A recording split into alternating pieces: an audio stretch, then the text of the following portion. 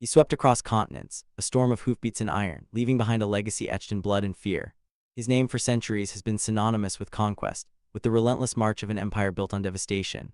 Yet what if the true measure of this figure, this force of nature, lies not just in the empires he shattered, but in the planet he unknowingly healed?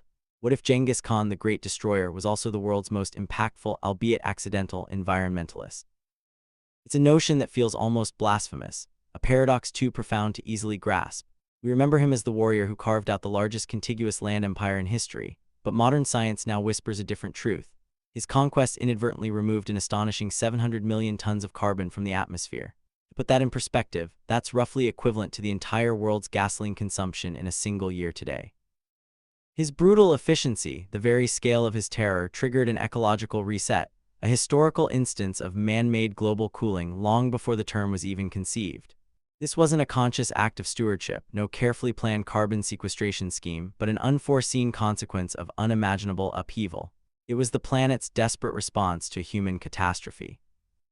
But before he was the Khan, before he was the legend who unknowingly reshaped the very air we breathe, he was just Temujin, a boy born into the unforgiving vastness of the Mongolian steppe. His early world was not one of burgeoning empires or ecological balance sheets, but of the raw, intimate struggle for survival. He knew the biting wind, the endless horizons, the gnawing hunger of winter. His childhood was not sheltered in the way we might imagine privilege, but rather confined by the harsh realities of his immediate nomadic clan, a fragile bubble of familial warmth against the indifferent, brutal expanse of the land. His early lessons were taught by the stark rhythm of nature, the hunt, the herd, the fleeting cycles of life and death in a world where sustenance was never guaranteed, and alliances were as shifting as the desert sands. There's an ancient Mongol myth, often whispered around campfires, of Temujin's birth. They say he was born clutching a blood clot in his hand, a crimson omen hinting at the destiny of a warrior who would unite the warring tribes. This wasn't just a tale of future bloodshed. Symbolically, it spoke to the inherent struggle, the primal force that defined his very being. The blood clot wasn't merely a sign of violence, it was a symbol of life's raw, vital essence, the struggle for existence compressed into a single, potent image. It represented the unyielding will to survive in a world that constantly threatened to snuff out the weak, a world where the very act of living was a battle. It foretold a life where he would grasp and hold onto power, not gently, but with a fierce, blood-stained grip, just as he would eventually grasp the reins of destiny for an entire continent. This mythical birth event, whether literal or poetic, served as a powerful cultural lens through which to understand the man he was destined to become, a man whose existence was forged in the crucible of absolute necessity. The fragile shelter of his early life shattered abruptly and irrevocably when he was barely 9 years old. His father, Yesuje, a minor chieftain, was poisoned by a rival tribe, the Tatars, returning from a marriage negotiation. The specific event, the catalyst for everything that followed, was not just a death, but the immediate, brutal abandonment that ensued. The clan, seeing no benefit in protecting a widow and her young sons, simply rode away, leaving Temujin, his mother Huralun, and his younger siblings to fend for themselves on the desolate steppe. It was a betrayal so profound it would scar him forever, forging a core of resilience and ruthlessness that would later reshape the world. This wasn't just a personal tragedy, it was a lesson in the savage calculus of power and vulnerability. From being the son of a chieftain, he plummeted to the lowest rung of society, an outcast, a hunted animal. They became foragers, subsisting on roots, berries, and what little game Temujin could snare with rudimentary traps. This period, marked by relentless hunger and constant danger, was far from sheltered. It was a crucible of profound suffering that stripped away any illusions of inherent safety or justice. This wasn't a time for grand philosophical musings. It was a daily, visceral fight for breath, for warmth, for the next meager meal. The vast, indifferent steppe, once merely his home, now became a hostile arena, a relentless teacher of self-reliance and the brutal consequences of weakness. Another legend speaks of Temujin's early youth, when he was once captured by a rival clan, the Taychiad, who had once been allies. They placed a wooden kang, a heavy yoke, around his neck, forcing him to walk among them as a slave, a living symbol of their dominance. Yet one night during a feast, he managed to slip away amidst the revelry. He escaped into the river, submerging himself to hide, his head barely breaking the surface. A kind soul, a Taychiad guard named Sorkinshira, saw him but pretended not to, even helping him further by removing his kang. Symbolically, this escape wasn't just a physical act of liberation, it was the shedding of the mental shackles of victimhood. The kang represented the burden of his circumstances, the imposed limitations of his birthright, and the betrayal he endured. His submersion in the river, a primal element, represented a cleansing, a rebirth. The river itself, an eternal force of flow and change, mirrored the emerging fluidity of his own will, his adaptability. The act of shedding the Kang, aided by an unexpected ally, underscored the vital role that discernment and the ability to inspire loyalty, even in adversaries, would play in his future. It was a moment where he learned that even in the darkest corners of captivity, opportunity for escape could be forged, and that the seeds of future alliances could be sown in acts of quiet kindness. His early life was a relentless series of escapes, captures, and retaliations. He killed his older half-brother Bector over a dispute about a lark and a fish, a grim but pragmatic act born of desperate scarcity and the need to assert authority within their struggling family unit. This wasn't fratricide born of malice, but a stark illustration of the brutal economy of survival on the steppe, where resources were scarce and internal discipline was paramount. This moment of extreme violence born of necessity showed a chilling capacity for decisive action, an unwavering resolve to eliminate perceived threats, even from within his own bloodline. It was a harsh lesson in leadership learned through the lens of absolute power and absolute consequence. He gathered a small band of loyal followers, his blood brother Jamaka, his future General Buorchu, and others who recognized a spark of destiny or perhaps just a fierce will to survive in the young, tenacious Temujin. These were not men drawn by wealth or established power, for Temujin possessed neither. They were drawn by a raw charisma, a promise of something more than the constant, grinding struggle of isolated clans. His personal breakthrough wasn't a single lightning bolt of revelation, but a gradual, hardening realization forged in the crucible of his youth. It was the understanding that unity, however difficult to achieve, was the only antidote to the endless cycle of raiding and revenge that plagued the steppe. It was the moment he truly understood that the petty squabbles of individual clans diminished all, and that a grander vision, a unified purpose, was the only path to not just survival but dominance. His personal breakthrough came when he fully embraced the idea that he was not merely fighting for his own family, but for an entirely new order, a way to transcend the chaos that had defined his own existence since childhood. He realized that the vast, indifferent steppe could either consume them all, or it could be conquered, harnessed, and unified under a single, unwavering will. The realization, once a whisper in the wind-whipped jurs, hardened into an unyielding resolve. Temujin understood that the petty squabbles, the endless cycles of raid and revenge, were not merely a human failing, but an ecological disaster in miniature. Each skirmish, each decimated herd, each burned pasture was a wound upon the vast, fragile body of the steppe itself. The land which had nurtured his people for millennia was being bled dry by their own internecine strife.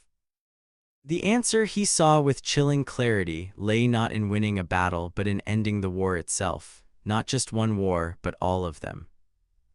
This wasn't merely a political ambition. It was a profound, almost spiritual awakening to the interconnectedness of all things. His people, the livestock, the very grasses beneath their hooves, all were part of a single, delicate tapestry. To mend one, he had to mend all. The chaos that had stolen his father, scattered his family, and hunted him through the wilderness was a symptom of a deeper imbalance, a disharmony with Tengri, the eternal blue sky. There is a myth, whispered around campfires, of Temujin encountering a lone wolf on the desolate plains, its eyes reflecting the boundless sky and the ancient wisdom of the land. The wolf did not flee but met his gaze, a silent communion passing between man and beast. It is said that in that moment, Temujin understood the true nature of predation and preservation, the delicate balance of the wild. He saw that the wolf, despite its fearsome reputation, was a steward of the land, culling the weak to strengthen the herd, ensuring the vitality of the ecosystem. Symbolically, this encounter represents Temujin's internalization of the steppe's harsh, yet ultimately balanced logic. He realized that the endless localized struggles among the tribes were akin to an unchecked disease, weakening the entire organism. To be a true leader, a true steward, he had to become the ultimate predator of chaos, not for destruction's sake, but for the profound act of restoration. He would impose order not through gentle persuasion, but with the ruthless efficiency of nature itself. The weak would be subsumed, the strong united, and a single, overarching will would govern the land, allowing it to breathe, to heal. His transformation was not a sudden burst of enlightenment, but a crucible forged over years of relentless struggle and contemplation. The pivotal event, the one that cemented his vision and unleashed his true potential, was not a single battle but the culmination of his arduous campaign to unify the Mongol tribes. For decades, the steppe had been a fragmented mosaic of clans, each vying for grazing lands, water sources, and slaves. This constant, low-grade warfare had a devastating effect, preventing any sustained agricultural development, limiting population growth, and leaving vast swathes of land underutilized or overexploited in cycles of boom and bust. Temujin's strategy was unprecedented. He didn't merely defeat his enemies, he absorbed them. He offered them a place in his new order, a promise of stability and prosperity previously unimaginable. His revolutionary military structure, based on meritocracy rather than tribal affiliation, was a radical departure from tradition, breaking down ancient enmities and forging a collective identity. His warriors, irrespective of their origin, were bound by a shared loyalty to him, to the nascent Mongol nation, and to the grand vision he articulated, a single people under a single sky. The stories tell of Temujin, after years of relentless campaigning, standing on a high ridge, gazing out at the vast expanse of the steppe now largely brought under his dominion. The wind, which had once seemed to mock his struggles, now whispered promises of unity. He saw not scattered encampments and warring factions, but a single unbroken carpet of land, stretching to the horizon, waiting to be managed, sustained, and allowed to flourish. This was not a vision of conquest in the traditional sense, but of consolidation, of bringing a fractured world into coherent harmony. This vision was the rational outcome of his lived experience. The incessant raiding had depleted resources, leaving many tribes on the brink of famine. By halting these internal conflicts, he effectively ended the chronic overgrazing in certain areas, allowing pastures to recover. His imposed peace meant that herders could utilize the vast, open plains more efficiently, moving livestock without fear of attack, optimizing resource distribution. The ecological footprint of constant warfare, the burning of forests for fortifications, the trampling of fields, the disruption of natural migration patterns, began to recede.